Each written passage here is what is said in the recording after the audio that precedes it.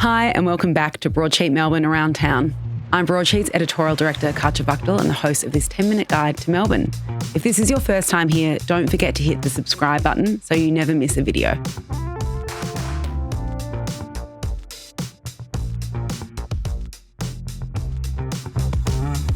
Welcome, Adam and Dom.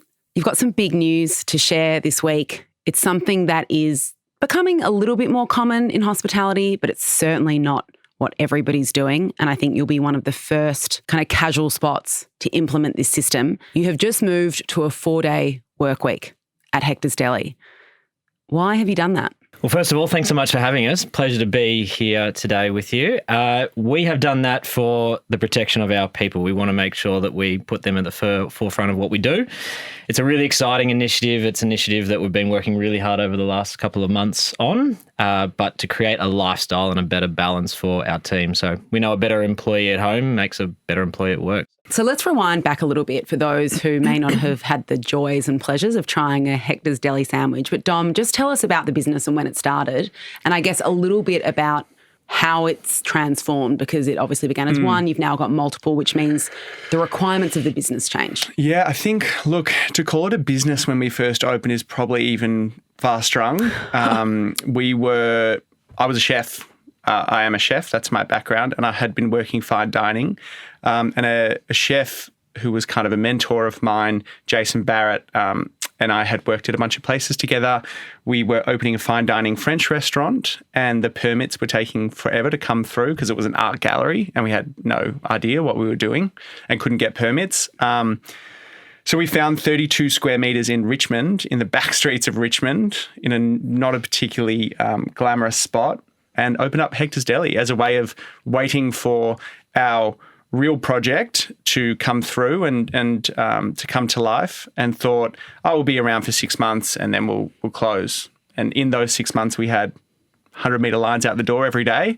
I remember when you launched. I remember when Broadsheet wrote that story, and it was something that, again, I think today you've got a few more fine dining background chefs going into things like, basically opening sandwich shops or bakeries where they apply the technique and rigor that they've learned to things that are more accessible for people. So not, 17-course degustation. Yeah. But there were lines out the door because I think people thought, oh, great, this is a sandwich shop with people who care about the ingredients. They care about, where they're sourcing them from, and they really care about what that stuff tastes like. Yeah, and I think that was unexpectedly the perfect storm. We didn't intend on any of that, but you're exactly right. That's what happened. We were fine dining chefs, and we had this intense kind of want to apply attention to detail and perfection and everything that you learn in those places to something really humble, like a sandwich, which resonated with people immediately. So you open the first one, it's a resounding success. But then you start to open up a couple more. So how did that change the nature of the business and the way you had to build your staff? It was baptism of fire. Look, to put it simply, we had, if any, very little idea of what running a business meant, and the responsibility that came with that of employing people and creating a brand that was reliable for customers. And so where do I start with the building process? We didn't know what COGS were. We didn't know what cost of labour were. We had no idea how to not sell out before, I think, 11 a.m. some days. We didn't know what a sustainable business meant, other than one meaning of that, which was environmental, which is what you learn as a chef. And so to expedite the answer that would actually take me an hour, I guess we just kept chipping away at it and focusing on going slow enough so that we could see through what was happening. Yep. That was extremely busy every day. So to catch everyone up, you've now got 3 locations in Melbourne, and Adam then comes on as CEO and from a background at Grilled, which is managing, how many Grilled stores are there, that you were kind of responsible for? Well, as a network, there's now over 160, including international. At any point in time, anywhere between 15 and 20 plus, just depending on the state that I was in. So, I spent the better half of 8 years with Grilled on a state and a national level. So, know the Queensland market really well. Spent most of my time there. Ended up in South Australia and then Victoria as well. So, Dom, did you feel it necessary once you got to 3 stores and I guess having a sense of what you'd like to achieve? There had to be someone that could come in, even though you were learning business on the job, who might have some experience with how to scale. Geez, I didn't look at it that way. Obviously, we are a brand who has repeated itself. Every single time we've opened a new store, it has felt like its own individual concept. I know it has the same menu, the same sort of flow and the way that customers will use it, but there was never a sense of, let's click go on scaling now and get a CEO and make it big. The best thing that we ever did was refuse or kind of know that it wasn't a good idea to click go on all the offers that we had to be 20 stores by now. And I'm so thankful that we didn't do that, because we'd either be retroactively fixing everything or we would be dead in the water. Yeah. And so what we knew, and luckily enough, we also have a parent group who have this kind of expertise who were able to share with us this idea of slowing down to speed up. And so if there was one thing that we've done really well, it's to rewrite this script that in hospitality, the pressure on the owners to continue to make money is too much of a force to be able to allow them to see clearly what it is that their business actually needs. Yeah. And so while we're 6 years in, 3 Delis feels like, wow, you guys have scaled, but we've moved incredibly slowly, if you will, and in a really considered, calculated way. The feeling of bringing a CEO on at 3 was us saying to ourselves, this is going to leave an impact on the world. And if our only want to scale or to build is to bring in more revenue, then we're not doing this for the right reason. And I had enough, and my wife, Vanessa, had enough kind of immediate self-awareness to go, we're not the right people and we don't have the skill sets to grow this from 3 to any more locations. What we knew how to do organically was create a really cool brand that people loved, that created a demand for more of them.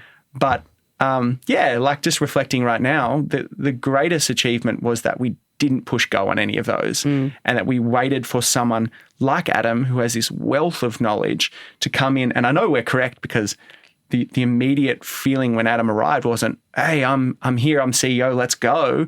It was, let's continue to look under the hood of the car. Right. Let's continue to pull this thing apart and make sure that it's something that feels right and impacts the world and people positively before we grow it anymore, because that's our obligation. And that's a good segue, of course, to the change to a 4-day work week. So where did the kernel of this idea begin?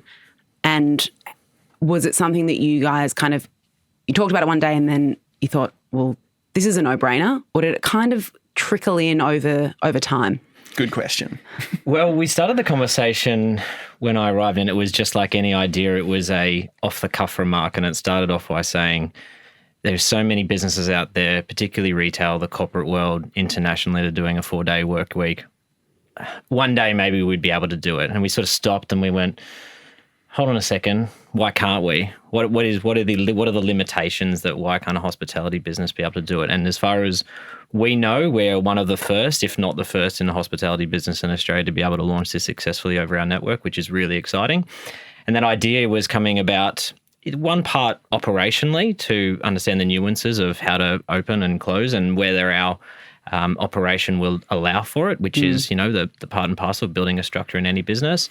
But primarily when we talk about including our people and making sure that every single part of our business is considered in relation to our people, is that we need to find that balance of lifestyle and days off. And it folded from there. And I think that conversation started when then was a yin to my yang Dom going at every second day, when are we launching? To confirm, so it's a 4-day work week paid at 5 days. That's how Correct. it works. Yep. Full 38-hour week, which is condensed over 4 days. It's not mandatory. The team can opt into it as well, so opt in and out of it. We suspect that, first and foremost, everyone has wanted to get involved with the process and the project, and we would hope that it stays a part of our DNA forevermore. It's not a trial phase. It is not here for a short period of time. We've backed ourselves into the ability to go and execute it for the long term. It's something that when you're out recruiting or people are coming to work for you, that's something that you can offer them, which maybe, let's say, 99% of the hospitality industry can't. 100%. Yeah, we know that it's an initiative that will attract great people.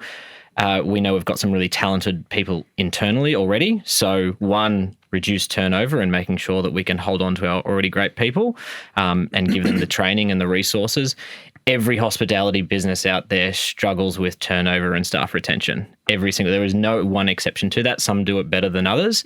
And our ability to put this initiative in is the first part of hopefully another few projects that are in the pipeline to be able to create awareness around making sure that we put people in front of our business and as far as a commercial viability. So who does it apply to in your business? Which staffers are undertaking this 4-day work week? So we have 36 in our operations team across the 3 sites, of which 40% of them are either supervisors, assistant restaurant managers, and restaurant manager. So our entire leadership team is available for that initiative. The remaining part of the workforce, which is, let's call it 60%, is part-time and casual. So they have the ability as well, and they already have that option to be working 3 or 4 days with their structure. So in a roundabout way, everyone's effectively available for it, but this particular project is more specific to supervisors and up in the operations team. Right. This was something you were also discussing with the staff as you were deciding on it, correct? You didn't kind of Carefully. sit down. Yeah, you didn't sit down one day and say, right, this is happening. You were engaging with these staff members. What was their reaction when you first brought it to them? I imagine they were excited. Yeah, absolutely. The initial reaction was excitement, but like us, there's always a reservation about of what if. So the recharge day that we've put in, which allows the team not to necessarily work 4 straight days, was one that we deliberately employed to know that if we work 4 straight days, that 9.5-hour day on the 4th day becomes a bit tedious. And therefore, how do we break that up? Our recharge day allows us to do 2 days on, 1 day off in the recharge day and 2 days on. And that gives us the opportunity to promote that lifestyle, whether it be getting to the gym, getting back into regular habits, cooking a dinner for their partner, whatever it may be.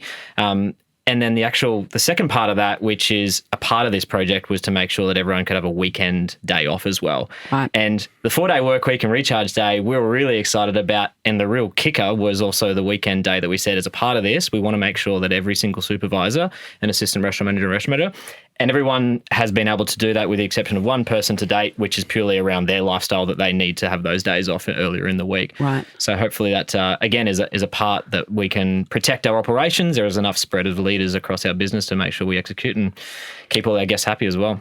That idea of a recharge day as opposed to 3 days off consecutively or 4 days working is again in response to that burnout mentality in hospitality. You know, we really want to make sure that people are using that lingo of recharge day, and we want to own that so that people are utilizing that middle day in a way to make themselves feel,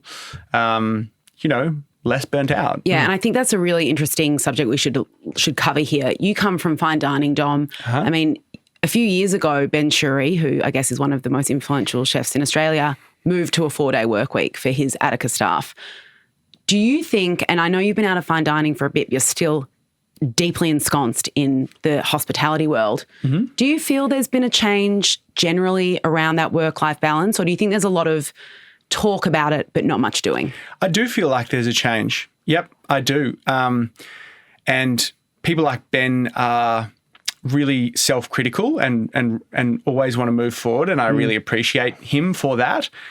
But if we zoom out even further, you're talking about unsustainable business models that require people to work until 1 or 2 a.m. because that's when guests want to experience them. And 17 to 90 hours a week. And so I think if we look even further back at what Hector's Deli is doing currently, is like we're not just offering a 4-day work week with a recharge day in the middle. We're also offering days only. And so if we want to talk about me coming from fine dining and hospitality, I worked in some environments that were shocking.